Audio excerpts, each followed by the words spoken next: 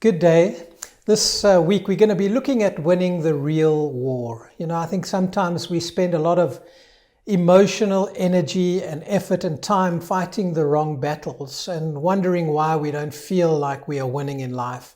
And I'd like to leave you with 5 keys to winning the real war. And this morning I want to start with talking about winning the war over your past. All of us have issues in life. And a lot of those issues have come because of what has been done to us, either by others or maybe by what we've done to ourselves or maybe by something that we've stumbled upon. And then we have to deal with those issues. And if we don't deal with those issues, we can allow our past to affect our future. And so I want to leave you this morning with a couple of or 2 things just to remember on how to deal with and get over the issues of the past. And the first is not to deny what has happened to you, but to actually admit that something has happened or that you've stumbled upon something or you've done something to yourself, rather than just denying that it happened. This is what it says in Proverbs. In chapter 18, verse 2 in the Living Bible, it says, "A fool doesn't care about the facts."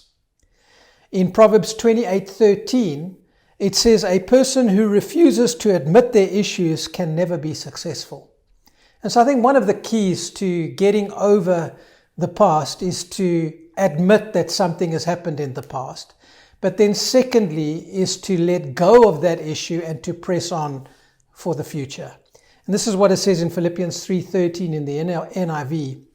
It says, "Brothers and sisters, I do not consider myself yet to have taken hold of it, but one thing I do, forgetting what is behind and straining toward what is ahead."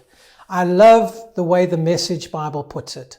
It says it this way: "I'm not saying that I have this all together, that I have it made, but I'm well on my way reaching out for Christ, who has so wondrously reached out for me.